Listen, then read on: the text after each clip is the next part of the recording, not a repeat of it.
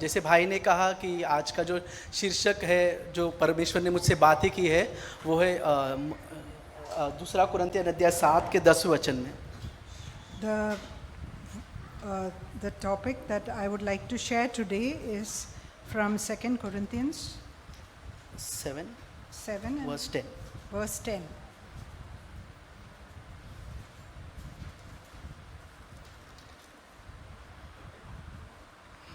Yeah. For the sorrow that is according to the will of God produces a repentance without regret, leading to salvation. But the sorrow of the world produces death. यहाँ पर लिखा है sorrow of the God और दूसरा है sorrow which comes from the world। तो दो यहाँ पर रोने के विषय में लिखा गया है। There are two types of sorrow which is mentioned here. The first one is sorrow which comes according to the will of God, and the other one is the sorrow which comes from the world. और ये जो ईश्वर या भक्तिमय जो रोना होता है वो साल्वेशन को लीड करता है, वहाँ पर लिखा है। And the sorrow that is according to the will of God produces a repentance. लेकिन जो संसारिक जो आंसू है वो मृत्यु को उत्पन्न करता है। But the sorrow of the world produces death. आपको पता है यीशु मसीह जब स्वर्ग से यहाँ पर आए और पृथ्वी पर रहे तो उन्होंने जब प्रचार करने के लिए मत्ती अध्याय 4:17 में हम देख सकते हैं पहला शब्द जो उनके मुंह से निकला वो था मन फिराओ। We see that when the Lord Jesus started his ministry, we see that in Matthew chapter 4 verse 17, he started it by saying that we need to repent. तो जब परमेश्वर ने अपना मुंह खोला उसका पहला शब्द था मन फिराओ। So the first word that the Lord used when he started his ministry was repent, for the kingdom of heaven is at hand. तो परमेश्वर के सम्मुख में मन फिराना सबसे मूल्य चीज है। So repentance is of great value in God's sight. So brothers and sisters ध्यान से सुनना है वचन, So brothers and sisters, please listen to this carefully. क्योंकि परमेश्वर चाहता है कि हम सब मन फिराएं। The Lord requires that each of us repent. तो मन फिराना कई बार जेन्युइन मन फिराना होता है और कई बार फेक मन फिराना भी होता है। So there can be genuine repentance, and there can also be one which is fake.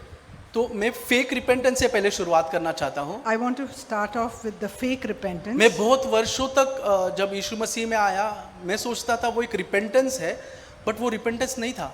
When I came to the Lord, I thought that I had repented, but it was not true repentance. मैं आपको दो व्यक्ति का उदाहरण देना चाहता हूँ, एक पुराने नियम से एक नए नियम से। And I would like to give two examples, one from the Old Testament and the other from the New पुराने नियम में Testament. परमेश्वर ने अपने दास जो सऊल था राजा उससे बातें की थी। We see that in the Old Testament the Lord spoke to his servant और Saul. उससे कहा कि अमेलियों का जो पूरा झुंड है और जो उसका राजा अगाग उसको मार देना। The Lord asked him to completely wipe out the Amalekites and their king Agar. इसने आधे लोग को मारा लेकिन आधे को नहीं मारा। But he slayed only half of them, the other half he left alive. उसके राजा को ही छोड़ दिया, He left the king alive. राजा को छोड़ दिया और अच्छे अच्छे वहाँ भेड़ बकरियां था सबको अपने पास रख लिया। And whatever good cattle was there, he left them alive. And परमेश्वर also को the king. परमेश्वर को पसंद नहीं आया। And the Lord was not pleased with this. परमेश्वर ने शमूएल को भेजा, उसने बोला तूने क्या कर दिया? And the Lord sent his prophet Samuel and said, "What is this that you have done?" तो वो खुद को डिफेंड करने लगा, नहीं नहीं ये मेरे लिए नहीं है, प्रभु के लिए है, प्रभु को भेंट चढ़ाना है मुझे। And he said that in defense he said, "I have kept these cattle for as a sacrifice for the Lord." तब शमूएल ने कहा कि प्रभु परमेश्वर को तेरा ये भेंट चाहिए या ओबीडियंस चाहिए? And then the prophet Samuel said, "Does the Lord require obedience from you, or does he want sacrifice?" तो पहला शमूएल अध्याय 5 के वचन में देख सकते हैं, अध्याय 5 के 30वें वचन में We see that in 1 Samuel chapter 5 and verse 30. यहाँ पर हम देख सकते हैं उसको अपने पाप का जो उसने किया है वो उसको एग्री किया उसने, We see that he agreed that he had committed sin, उसको गिल्टी भी फील हुआ and he felt guilty about it, और वो खुद को कंडेम भी किया, हाँ मेरे से गलती हो गया है। and he said that I have done wrong. लेकिन आगे लिखा है कि वो सैमुएल से कहता है कि मैंने एक मीटिंग अरेंज किया है, And then we see that he says that he has arranged a meeting, और वो कहता है ये मीटिंग में तू मेरे साथ जरूर आना। and he said that please be present at that meeting. क्योंकि यहाँ पे बहुत सारे एल्डर्स है, Because there are many elders who are अगर तू attending it. मेरे सामने नहीं आएगा तो मेरा इज्जत जाएगा। Then if you don't come, then people will not respect me. देखो उसको परमेश्वर का दास कह रहा है, तूने परमेश्वर का आज्ञा थोड़ा, वो एग्री कर रहा है। We see that the prophet of God told him that you have not obeyed God's word, and he agrees to it. लेकिन वो अभी मन फिरा रहा नहीं, वो उसको हॉनर चाहिए, किससे? उसके प्राचीनों से, वहाँ एल्डर्स थे, उससे उसको रिस्पेक्ट चाहिए।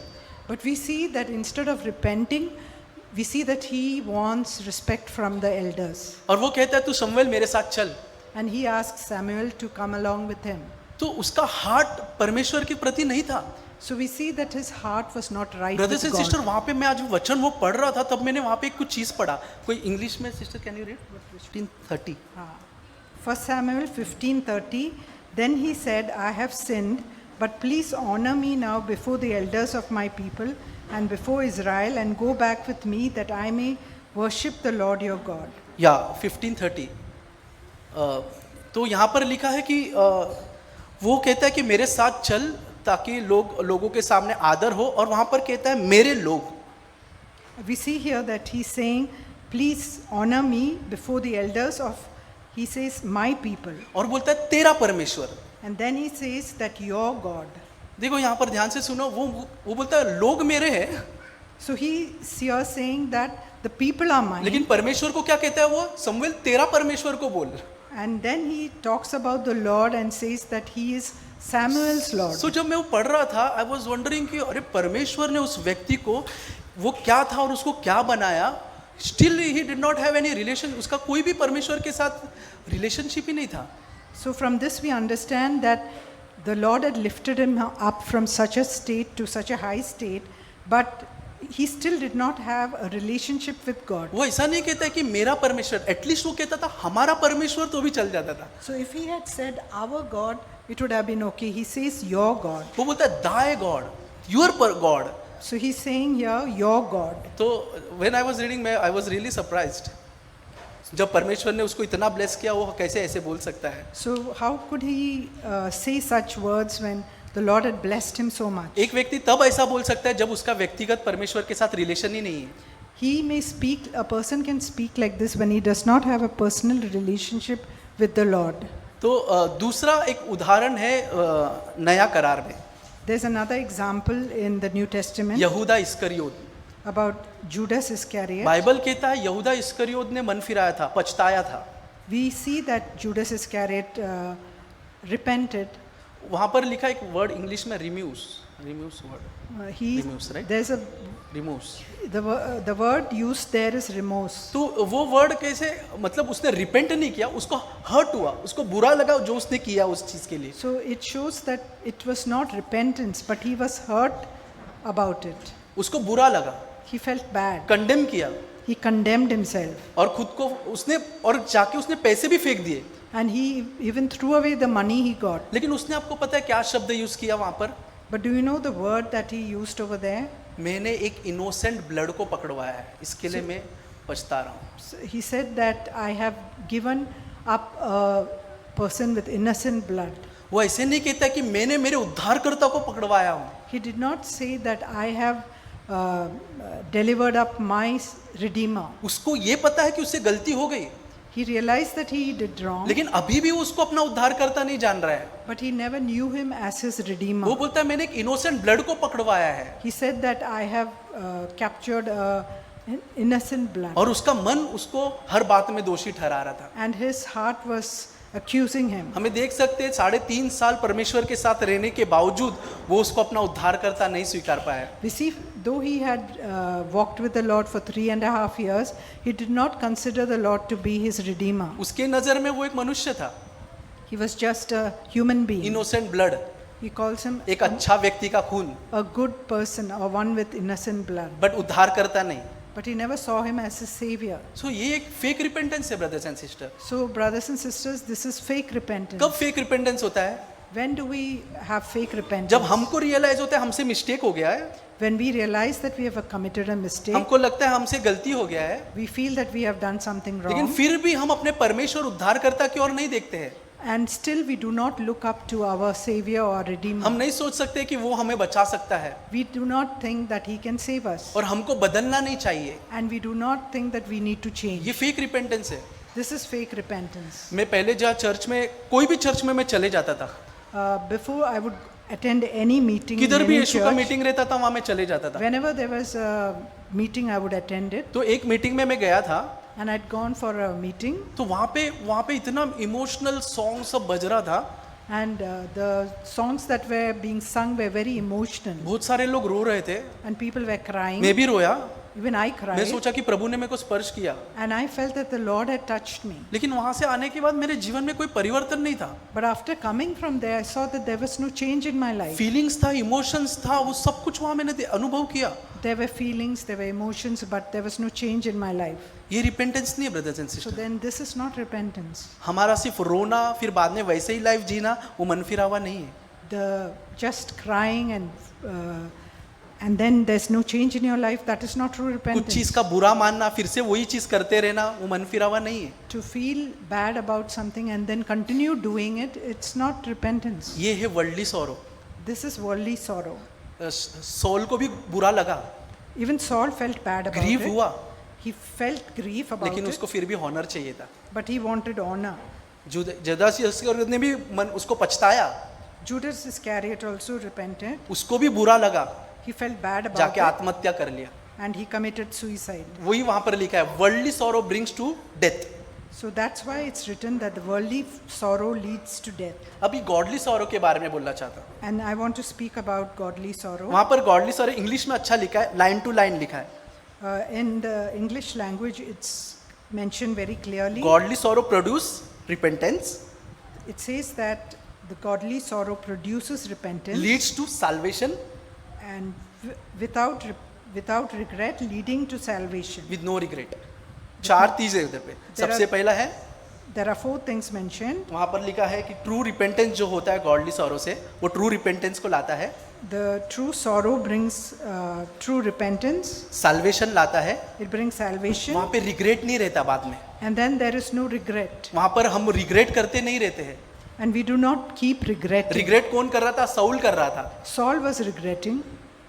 और रिग्रेट कौन कर रहा था? यहूदा इस्करियोत कर रहा था. Judas Iscariot was regretting. लेकिन एक खरा जो मन फिरा हुआ होता है उसमें रिग्रेट कभी नहीं होगा. But where there is true repentance, there is no वो regret. लाइन से है, ट्रू रिपेंटेंस साल्वेशन लाएगा, It follows the proper steps. Salvation लाएगा, It brings salvation, और वहां पर रिग्रेट नहीं होगा. and then there is no regret. तो 2 व्यक्ति का, एक पुराने नियम और नए नियम से फिर से मैं बोलता हूँ. And the 2 people that I mentioned from the Old Testament and New Testament, David, another person is David, जो परमेश्वर के हृदय के करीब रहने वाला व्यक्ति. a man who was close to God's heart. ये व्यक्ति ने पाप जब किया, When he committed sin, इसके पास भी परमेश्वर ने उसी रीति से एक अपना दास को भेजा, नातन. in the same manner we see that God sent his prophet Nathan to him. जैसे शमूएल गया था वैसे नाथन अभी गया. Just like Samuel went to Saul, we see Nathan goes to David. ये बात जब उसने सुना, उसका दिल फट गया. And when he heard this, his heart was broken. आप भजन संहिता 51 में पढ़ सकते हो उसका रोना. We can read about his repentance in Psalm 51. और एक वचन में ऐसा लिखा है कि मैं रात भर कराता रहा और मैंने अपना पिल्लो को पूरा भिगा दिया.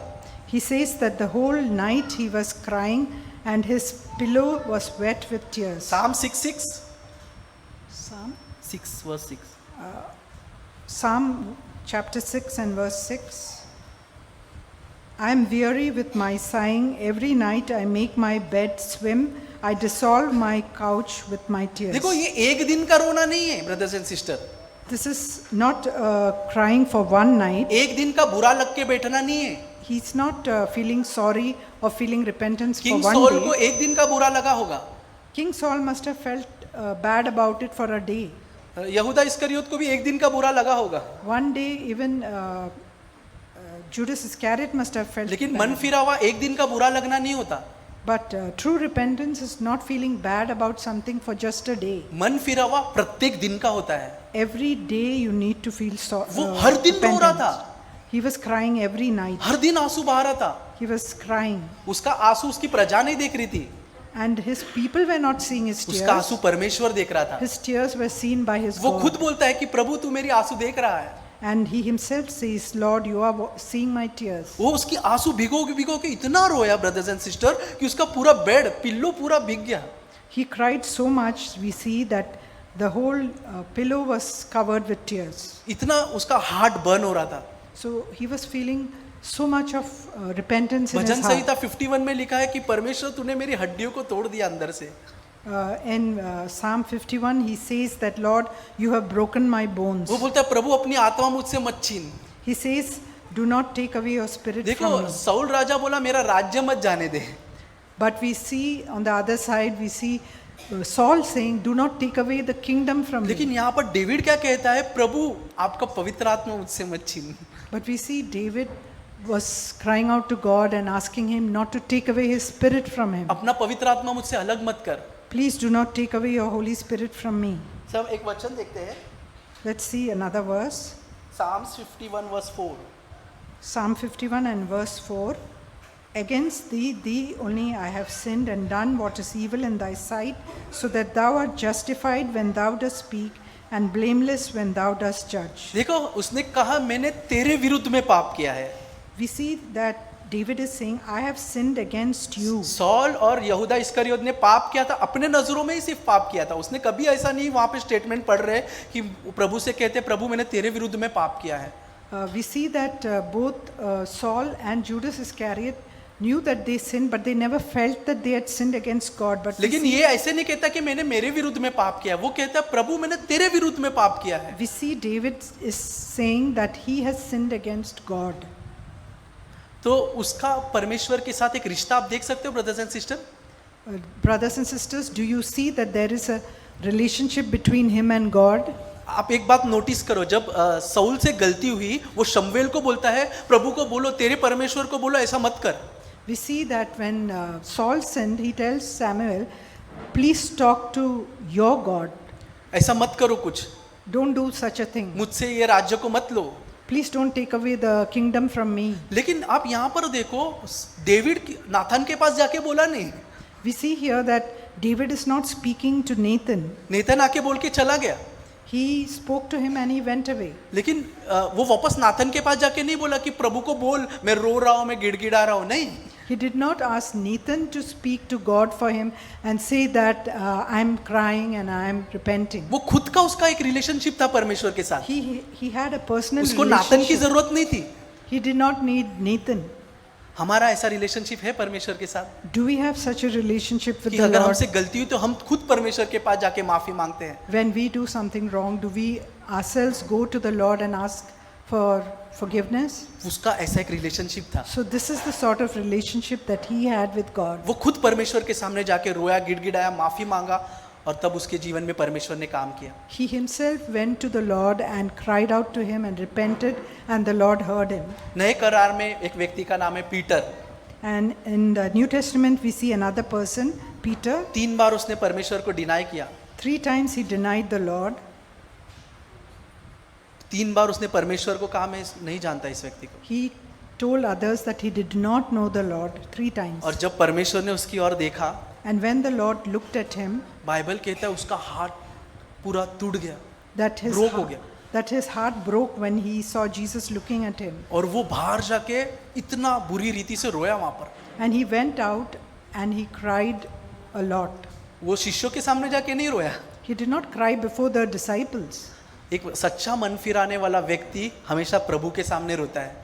A person who's truly repentant will go and cry before the Lord. लोगों के सामने नहीं रोता. He will not cry before people. वो प्रभु के साथ उसका रिश्ता रहता है. He has a relationship with God, so उसको he will मालूम है cry मुझे before God. उसको मालूम है मुझे सही करने वाला सिर्फ प्रभु है. Because he knows the one who can set him right is only God. ये अकेला जाकर वहां रो रहा था. He was going alone over there and he was crying. पूरी रीति से टूट गया था. He was fully broken. 3 बार क्योंकि उसने नकारा था. And 3 times he had denied the Lord. और आपको पता है यीशु मसीह जब पुनरुत्थान होकर उसके पास आए, But after the Lord's resurrection, when he came to him, 3 बार यीशु ने वापस से उसको पूछा क्या तू मुझसे प्यार करता है. and we see that 3 times he asked him, do you love me? 3 बार उसने नकारा. And 3 times he said no. Peter ने 3 बार नकारा यीशु को.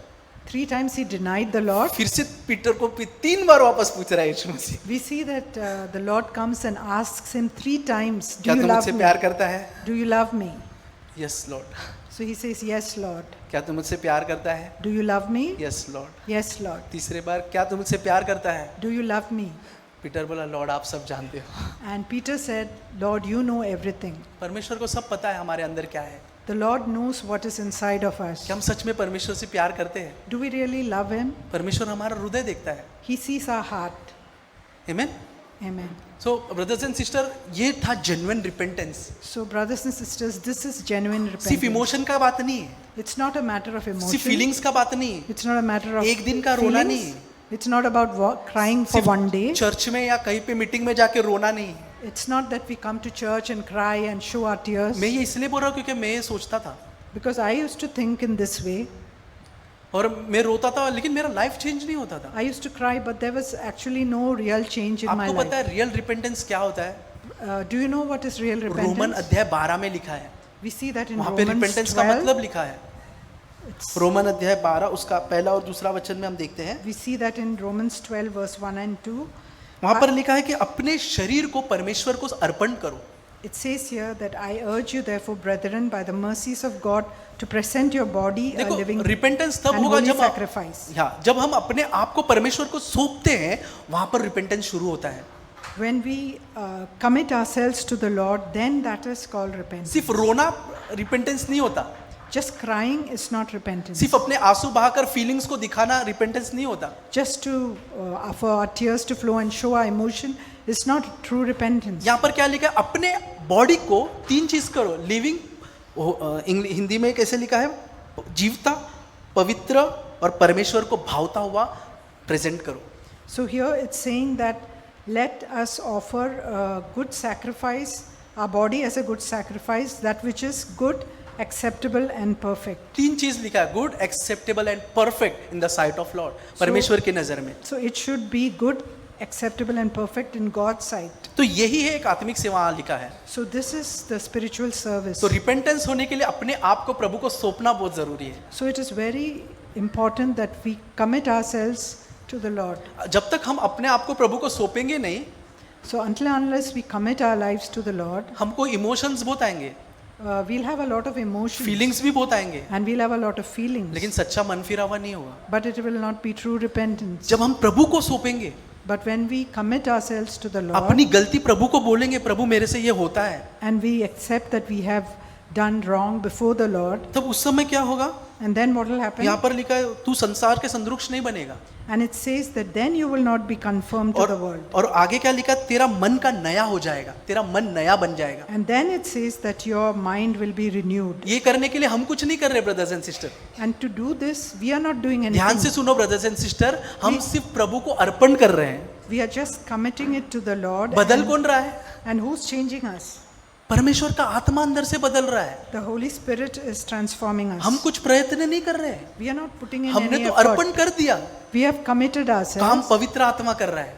but the Holy Spirit is doing it. आप सब लोग ने ये चीज अनुभव किया होगा। You must have, all of you must have experienced जब आप this. यीशु मसीह में आए, वो सारा चीज जो आप पहले करते थे, अपने आप वो छूटने लगा। A lot of things that you used to do before you knew the Lord, it would have just disappeared from your आप life. सबका गवाही होगा वो, टीवी देखना, सिनेमा देखना, मूवी थिएटर में जाना, एंजॉय करना, वो किसी ने बोला नहीं, आपने खुद वो अंदर से छूटने लगा, आपको खुद को अच्छा लगा, मेरे को नहीं करना है। A lot of habits like maybe watching TV, going to the cinema theaters and many other things would have gone out of your life even without you putting any effort. ये किसने किया? Who did this work? आपके अंदर से लग रहा है मेरे को नहीं करना चाहिए, Uh, आपके अंदर से लग रहा है मुझे नहीं करना चाहिए। and from deep within you feel that you should not do it. ये पवित्र आत्मा ने काम शुरू कर दिया था। So that was the Holy Spirit who started his work. और पौलुस कहता है जिसने ये काम शुरू किया वही उसे पूरा करेगा। And we see that Apostle Paul says that the one who started with this work will finish it in देखो it. ये डिफिकल्ट होता था, प्रभु ने स्टार्ट किया, तुम पूरा करो। It would have been difficult if The Lord starts the work and we have to finish it. पौलुस ऐसा बोलता था, प्रभु ने तुम्हारे अंदर स्टार्ट किया, अब तुम कंटिन्यू करो, तो ये बहुत डिफिकल्ट होता। If Paul had said, the Lord has started this work in you, but you need to complete it, this would have been a difficult job. लेकिन ध्यान से सुनो वो क्या कहता है, प्रभु ने चालू कर दिया, But we see what he says, that the Lord has started this work, और कौन पूरा करेगा? and who will finish it? Prabhu. The Lord himself. हमको क्या करना है? What do we have to do? अर्पण करना है। We have to just commit. हर चीज जो हम करते प्रभु को बोलना है, लॉर्ड मैं ये करता हूँ। Whatever we do, we have to accept it before the Lord that we उसके do it. सामने कोई चीज छुपा नहीं है, Let's not hide anything, उसको सब कुछ पता है हमारे बारे में। because he knows everything about us. और यहीं पे ट्रू रिपेंटेंस आता है। And then true repentance comes. तो हमने वो सुना कि ट्रू रिपेंटेंस कैसे आता है, We heard how true repentance comes godly sorrow, through godly sorrow, और उसके बाद सच्चा मन फिरा हुआ होता है, and that is true फिर repentance, salvation, and then salvation, और उसके बाद रिग्रेट कभी नहीं होगा। and then there will be no regret to follow. सो प्रभु हम सबकी सहायता करें। May the Lord help each of us. मैं धन्यवाद करता हूँ आज समय पर ख़त्म कर पाया। I thank God that I could finish on time. मैं हमेशा इस चीज़ में डिसिप्लिन नहीं रहता हूँ। I'm not disciplined in this area. Matthew brother ने सब लोग सपोर्ट किया, प्रेयर किया, तो प्रेज गॉड टाइम पे I खत्म। thank God that Brother Matthew prayed and all the others supported me.